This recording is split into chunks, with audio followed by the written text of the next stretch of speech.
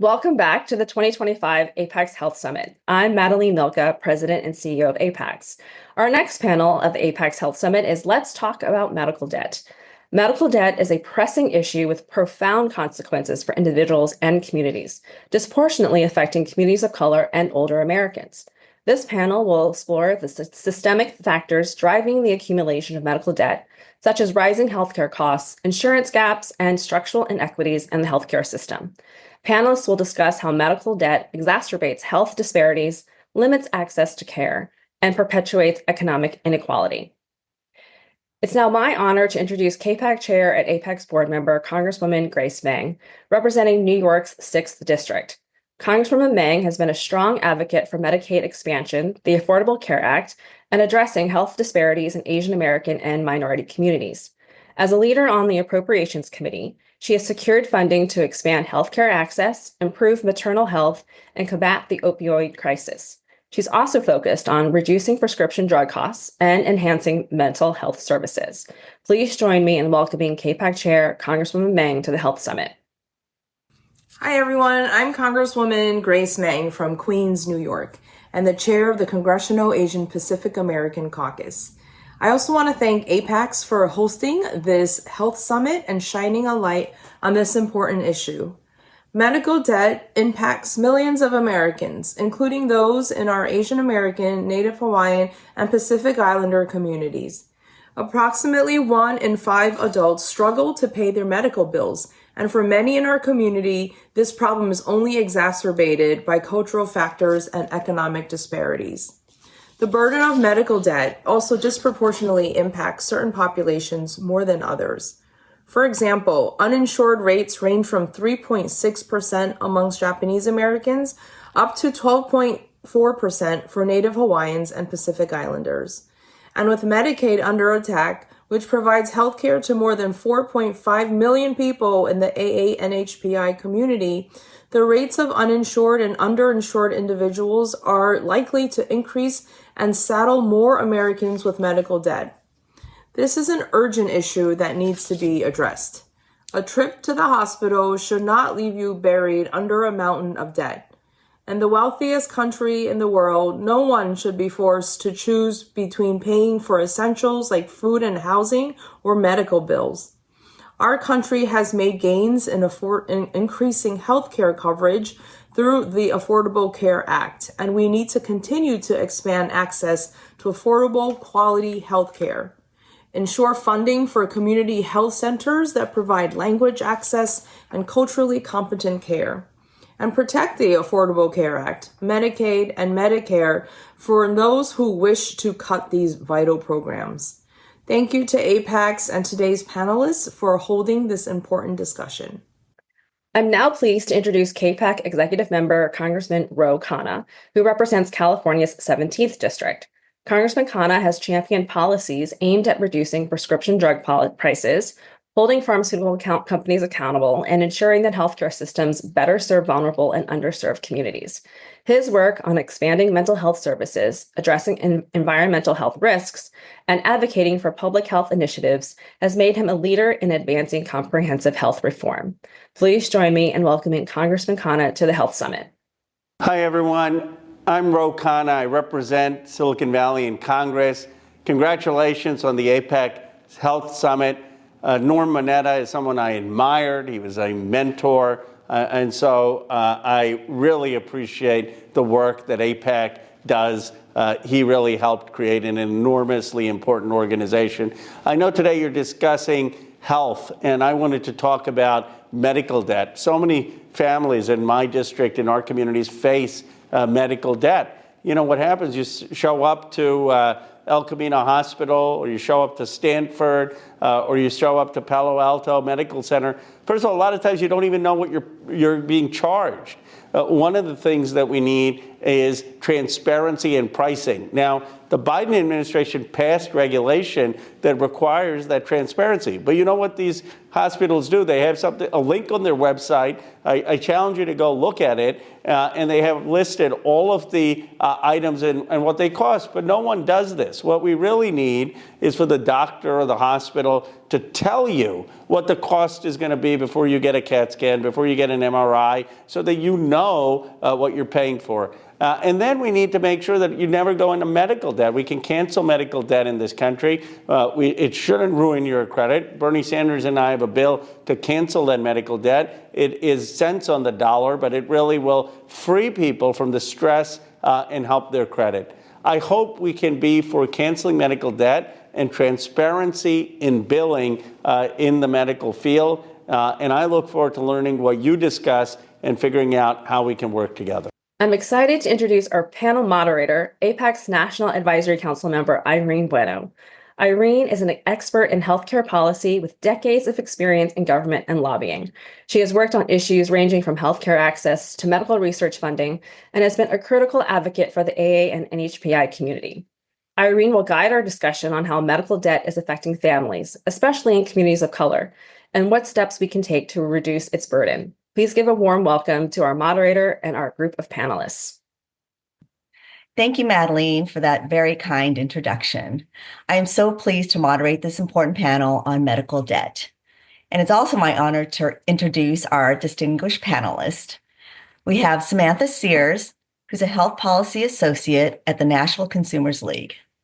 We have Dr. Rita Kuwahara, who's a senior advisor for medicine, health policy at the Association of Asian Pacific Community Health Organizations, or APCHO. And then finally, we have Clayton Fong, who's the president and CEO of the National Asian Pacific American Center on Aging, or NAPCA. So great to have you all on this call today to talk about medical debt. So let me just ask each of you to introduce yourselves, your organization, and the work that you do on the topic of medical debt. So Sam, let's start with you. I'm Sam Sears. I'm the Health Policy Associate at the National Consumers League. NCL is the nation's premier consumer advocacy and justice organization, and our work spans all consumer issues. But within the health space, we really tend to focus on access, affordability, and adherence, because patients can't adhere to what they can't access and they can't access what they can't afford. And so we've really been looking at medical debt as a whole issue for all patients across the spectrum, including low income and uninsured. And we're really excited to be here. Thank you so much, Sam, and we're excited that you could join us. Dr. Kuwahara, do you want to introduce yourself? Hi, I'm Rita Kuwahara. I'm a primary care internal medicine physician and senior advisor for medicine and health policy at the Association of Asian Pacific Community Health Organizations, also known as APCHO. And as an organization representing community health centers caring for Asian Americans, Native Hawaiian, and Pacific Islander communities, we are working to make sure that healthcare is affordable for everyone. Thank you so much, Rita. Clayton? Yeah, my name's Clayton Fong with the National Asian Pacific Center on Aging. Happy to be here. NAPCA's been around for over 40 years. We are the advocate for Asian American, Native Hawaiians, and Pacific Islander elders. We really just simply strive to make sure that our elders have the same and equal access and opportunity that other elders do to various services, programs, and products. Thank you so much, Clayton, and thank you again for all of you participating today. So let me start. Sam, let me start with you, but I'll ask all the other panelists to respond as well. But from your perspective, what are some of the factors contributing to the medical debt problem? Medical debt is a massive issue for Americans at the moment, and part of that is just the overall cost of healthcare. We see this with prescription costs and patients not adhering to their medications. It is reported that patients often will not fill prescriptions because they cannot afford the copay. There are several stories out there of patients rationing their prescriptions in order to extend them so that they can maybe save up the money in order to refill. We also see patients refusing or choosing to not seek treatment because of the cost of healthcare. And majority of Americans are one medical emergency away from significant debt. And there are several other reasons besides just the general cost of healthcare that this this is the experience for Americans across the nation. NCL recently did an analysis of debt collection policies across hospitals, and we found that certain hospital types are much more aggressive in their collection policies. One of the things we looked at was pre-screening for financial care and financial assistance, and we found that pre-screening did not really impact collection policies. Thank you, Sam. Rita? Thanks so much. This is such an important discussion to have. And as a primary care internal medicine physician, I think that it is really unacceptable that healthcare costs are the leading cause of bankruptcy in the United States. No one ever chooses to get sick. And if you do get sick, you should be able to afford the care you need when you need it, regardless of how much money you have in the bank. We also should not have a system where only the wealthy can afford to be healthy and to get well. So a couple issues that come up regularly are, well, first of all, we should not have for-profit healthcare because healthcare, again, should be accessible when we need it. But specifically, when patients come in, a lot of our patients think that they have health insurance and therefore have the coverage they need to afford the care that they need. What patients might not realize is that when they do get the care that they need, that they might have astronomically large health bills that result from that care due to high deductibles, shift to co-insurance rather than co-pays, which basically means that health insurance companies now say that you owe 20% or 30% of the total cost of care rather than a fixed dollar amount copay. Health insurance companies also have increasingly restricted networks and often deny claims for medically necessary services. There's also the issue of high prescription drug costs, high dental costs, and then another contributing factor to medical debt are billing errors, which many people, because of our healthcare system is so complex, it's hard to navigate some of the bills that we receive afterwards. And so many times these charges should not even have happened, or they occur, but then insurance companies are denying them even though they should have been approved according to insurance policies. And so that's another issue that needs to be addressed. And then, as Sam mentioned, it's not just an issue of medical debt, but it's also an issue of patients foregoing care because of costs.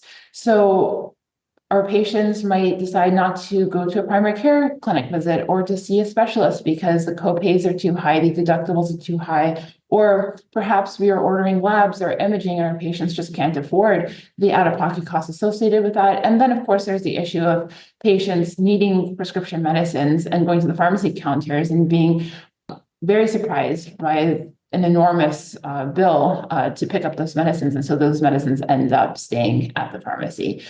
So this is a large and complex issue that really does need to be addressed, and really looking forward to having more of a conversation around this. Thank you, Rita. And yes, so far we see how complex it is, and I'm sure Clayton will tell us even more how complex the medical debt issue is. Thanks, Irene. No doubt that insurance gaps, high deductibles, and co-insurance, the complexity of the system and how difficult it is to traverse for everyone is an issue. As a matter of fact, if a majority of folks can't handle a $500 car bill, imagine what happens when you get a hospitalization bill. But I think for us, we work with Asian American elders, and our multilingual helpline is the main area we help folks with enrollment and choosing health plans, and we're the only ones that run a multilingual helpline that has folks that speak different Asian American languages. What I would say is, unfortunately, we most commonly encounter someone once they've spent themselves into bankruptcy, and it's often an after the fact scenario. For our community, all of that we talked about is exacerbated by the language and digital gap. So, for example, 80% of elders speak other than English, of Asian AA and HPI elders speak other than English at home. Fully 1/3 have no adult in the household that speaks English well. Over half of AA and HPI elders don't speak English well themselves. So the language barrier, coupled with the digital barrier, becomes incredibly difficult. And so what we find, is that all of the other difficulties are exacerbated by the language and digital gaps. Thank you so much, Clayton. So my next question is sort of relates to the problem of medical debt. We know that it does impact communities of color disproportionately, but what is kind of going more into what Clayton's talking about, what is the more specific impact on the ANHPI community and other communities of color? So Sam, do you want to kick us off? Yeah, I can't speak directly to the ANHPI community, but I can broadly discuss other communities. So there was a recent Gallup poll that found that about 12% of US adults, so 31 million Americans, borrow money in order to pay for their healthcare. And this total amount was about 75 billion or around there in the last year. And this was broken down by age and by ethnicity group. And so the younger adults are more likely to have borrowed in order to pay for their care, with about almost 20% of 18 to 29-year-olds having reported borrowing money. Based off of ethnicity group and race, they found that Black adults were most likely to report borrowing money in order to pay for their healthcare. And so this medical debt is as we've already said, it's a big issue, and we see it exacerbated in communities of color that already have historical nuances with experiencing the healthcare industry. And we also, this debt can have further impacts on other things. So by this, I mean credit reporting. So up until recently, the Consumer Financial Protection Bureau allowed for medical debt of $500 or more to be reported out on credit reports. And credit reports are something that Americans use to get a mortgage, get credit cards, get a loan, student loans, house loans, anything like that. And so at the tail end of the Biden administration, the CFPB, Consumer Financial Protection Bureau, issued a rule to allow medical debt of $500 or less to no longer be reported out, which would have had a massive impact on raising credit scores about, I think the estimation was 20 points, which is a really big jump for a lot of Americans. Unfortunately, we have seen a resolution introduced in both the House and Senate to rescind this through a process called congressional review, which allows Congress to say to an agency, you can't do what you want to do. Essentially, it greatly impacts disadvantaged communities that are already struggling in many ways. Thank you so much, Sam, and for sharing information about the CFPB action. Rita? I think that we really need to debunk the model minority myth, especially in the Asian American, Native Hawaiian, Pacific Islander communities. The data is often aggregated, and so we're not hearing or seeing the full story of how medical debt and other health issues impact our communities. So we really need to disaggregate the data so that we know what the actual story is. I will say that the middle class is disproportionately affected by medical debt because among those in the middle class, many people think that they have insurance, as I talked about before, and then face astronomically large medical bills afterwards. And so that's another community that is disproportionately affected. Also, in the Asian American, Native Hawaiian, and Pacific Islander communities, there's the issue of language access. And as I mentioned before, there are so many billing errors that occur or insurance claims that are denied. And the ANHPI community, if they have limited English proficiency, it makes it more challenging to appeal insurance company denials or feel empowered to contest billing errors and have the resources needed to do that. So I think that those are some aspects that really need to be addressed. And then separately, I will say that certain diagnoses are financially devastating to individuals, and this goes across racial and ethnic identities.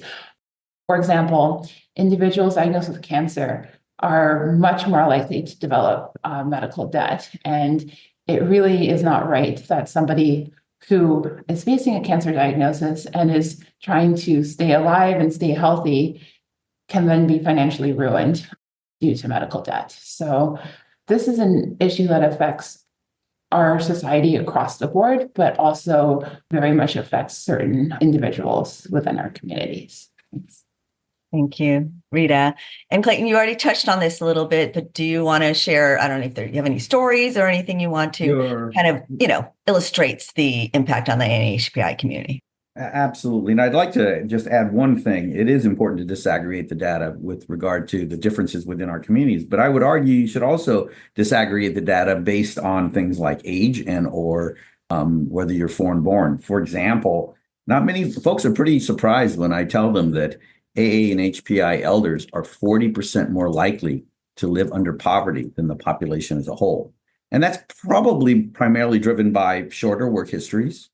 If you came here and you worked 20 years and Social Security basically calculates your benefits based on 40 years worth of income, guess what? You're going to be cut in half already. And if the average person only makes $1,800 a month, imagine cutting that in half. So that there is definitely a disproportionate impact.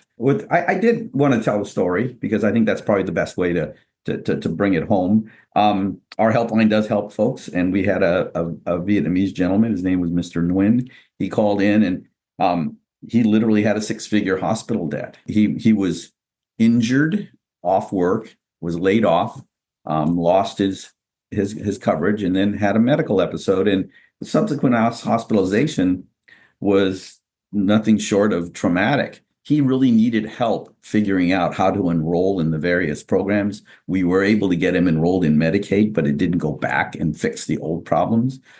Fortunately, the hospital that he did go to did have a charity care program that basically was able to forgive the hospitalization part of the debt. But you know what? Folks don't know that when they are unfamiliar with the system, unfamiliar with the language and what have you. But even once we got that done, there were other debts, i.e. the doc debts, the anesthesiologist debts, the tests, and all these other things. So he actually still ended up in bankruptcy. We just reduced the amount that was owed. But it's an unfortunate set of circumstances. There's no doubt that unforeseen costs are probably the primary driver in our system, just difficulty to traverse the unknown factors in this. For many people, especially I'll call it the working poor, for lack of a better word, often are choosing between rent, food, and then health insurance. Well, you need rent and food before you need health insurance, at least on a short-term basis. And so often folks go without or are not familiar with what they can. Or if they sign up with the Affordable Care Act program, they don't know that there's a really high deductible. And so the same thing happens to them. So I would just say that for our community, they are very similar issues. We were very pleased to be able to help Mr. Nguyen, but you did, and his life has been changed and altered, and I don't know that we can actually go back and fix it completely. Thank you, Clayton. I mean, luckily, Mr. Nguyen found you, but there are probably many like him who haven't found you and aren't getting help. So thank you for sharing that story. Okay, this is where we get to the part of the panel where we know the problems, we hear the individual stories of people being impacted by medical debt. So I look to all of you. What are some solutions to address the problem of medical debt? So Sam, tell us what we need to do. There are lots of different ways that we can go about this problem. I know NCL, one of the main ways we are tackling this is through reforming a program within the health field that is called the 340B Drug Price Program. To give some background, this program allows specific nonprofit hospitals, based off of eligibility criteria, to access and purchase medication at the Medicaid discounted price. So this can save hospitals somewhere between like 20 to 50%. And the intention of the program is that these hospitals are then passing these savings on to their patients, be that through investing in larger facilities or more care, increasing charity care and financial assistance, or just straight pass through those savings onto the patients. And what we have found is that that isn't happening. As I mentioned earlier, NCL did an analysis of debt collection policies at hospitals, and part of this analysis, we looked at 340B status, and we found that 340B hospitals are significantly more aggressive in their debt collection policies and in pursuing those. So we are seeing 340B hospitals put liens on houses, garnishing wages, refusing to treat patients because of a pre-existing debt. And so NCL is really focusing on reforming this program so that those savings make it to the patients so that they're able to continue to get their care without having to go into bankruptcy when they go into the hospital. We are also working on protecting the Consumer Financial Protection Bureau because this current administration has some less than favorable opinions about the CFPB. And without agencies like that, we will continue to see medical debt reported on credit reports and thus furthering impacting patients. And so really working within the system to reform and to change what exists so that the intentions of these ideas are really actualized. Thank you so much, Sam. Rita?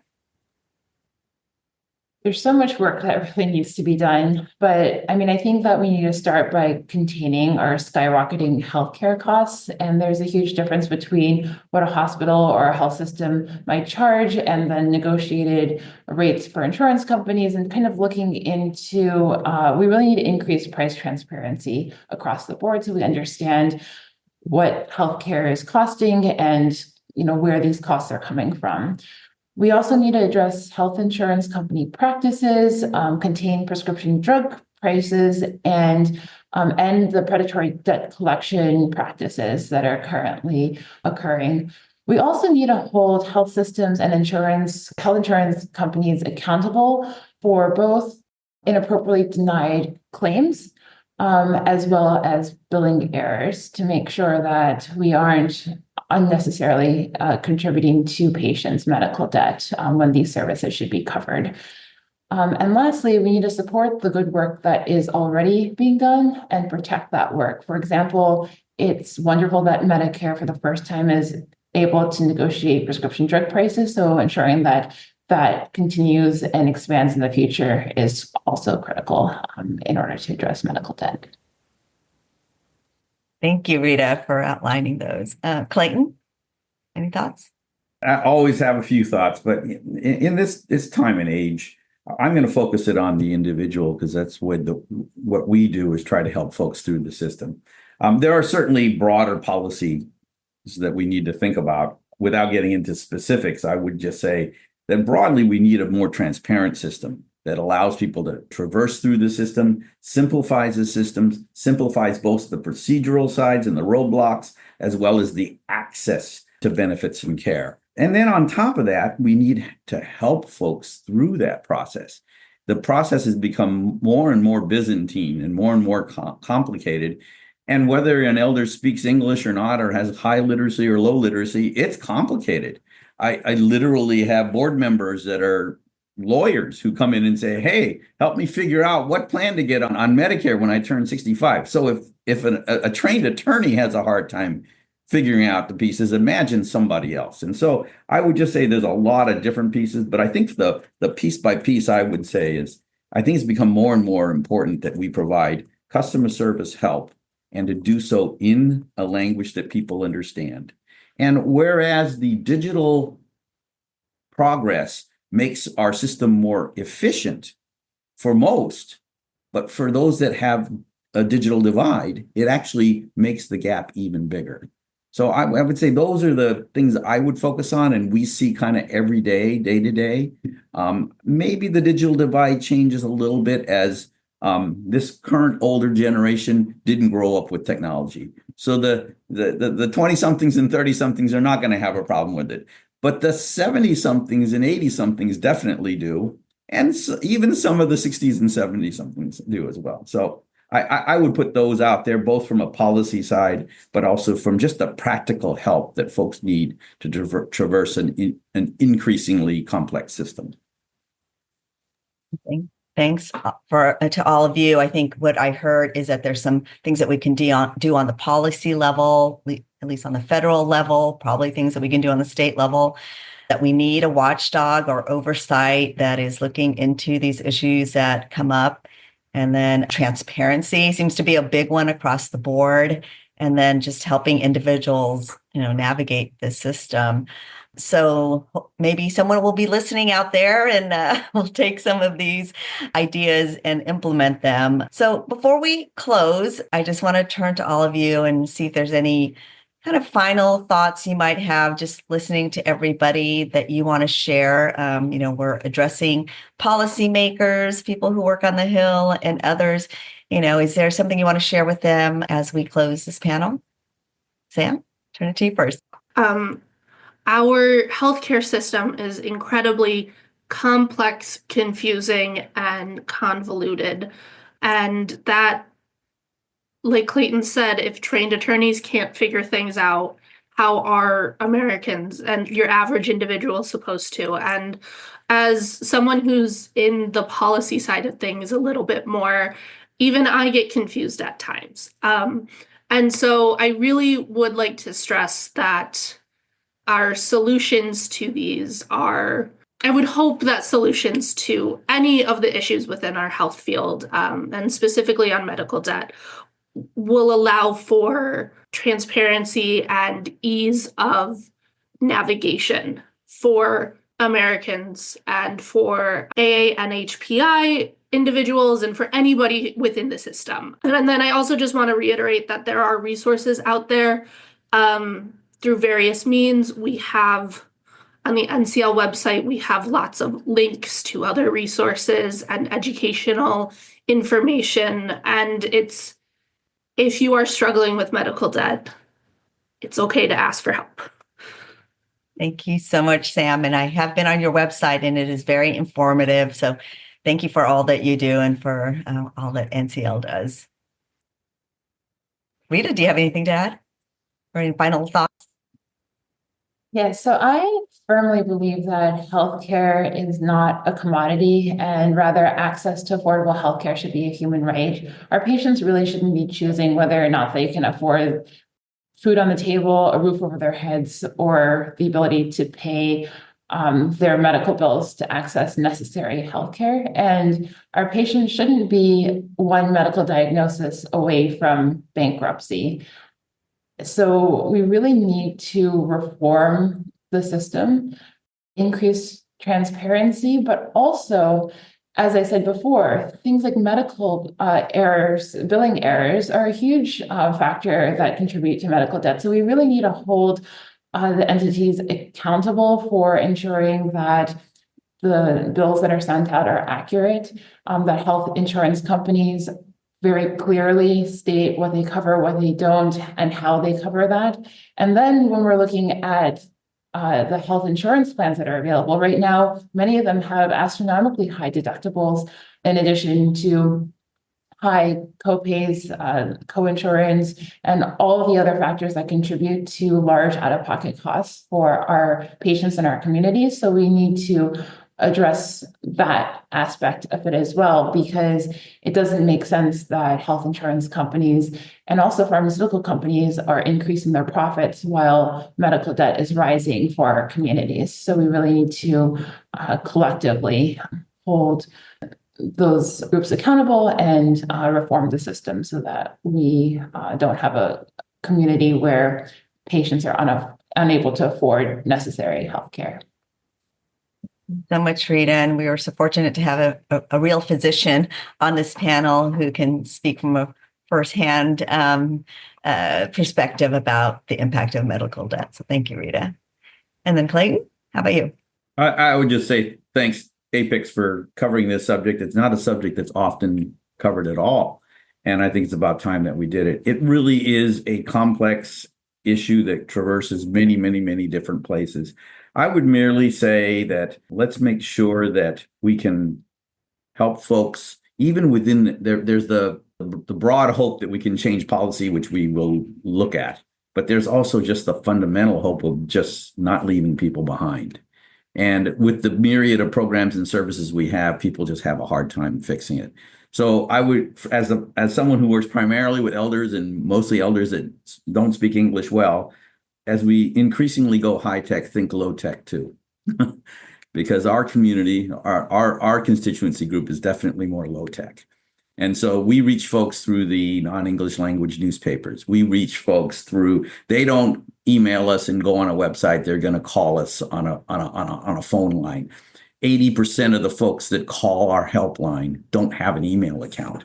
And when we ask them, is there a relative or a friend who we can email some information to, about half of them say yes, but half of them say no, just mail it to me. And so that's just more indicative of who's out there, and that, we can do these policies, but we're really leaving certain folks behind. And I suspect a lot of those same folks that are being left behind are the folks that are most impacted by medical debt and most at risk for lots of other things as well. So I'll just leave it with that. I think that this is a great country with lots of resources. And I think in this time of extreme partisanship, I think one thing that everybody would say is that those that are truly needy, those that really truly come across medical debt like this, are the folks that we should be targeting and helping to get through to programs and services that can help them live decent and dignified lives. Well, thank you so much, Clayton, for all your many decades, I shouldn't say that maybe, many years of work in this space, and for NAPCA's leadership.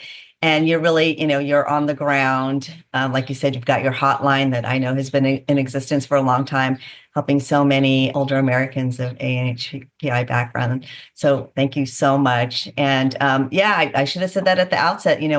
I've done these panels many times, and I don't think I've ever seen one on medical debt. So I'm so glad that we're lifting this issue up. I know nothing's going to change overnight, but I think that there's been some good discussion here, some good proposals, and maybe some don't even require legislation. There are just some things that can be done, administratively and, under current authorities. So let's keep talking about this issue. And I'm hoping that someone out there be in a position to lift up this issue and try to do something about it. So thank you all for taking the time, for being on this panel, and thank you for all of you for watching. What a great day we've had together. I hope you've learned as much as I have from our amazing panelists and speakers. I'd like to recognize our summit partners, Adtalem, Amgen, AstraZeneca, Biogen, Blue Cross Blue Shield, Catholic Health Association of the United States, Compassion and Choices, Pharma, and Planned Parenthood, as well as our panelists and moderators. Your support enables APAICS to fulfill its mission of promoting Asian American and Native Hawaiian Pacific Islander participation and representation at all levels of the political process, from community service to elected office.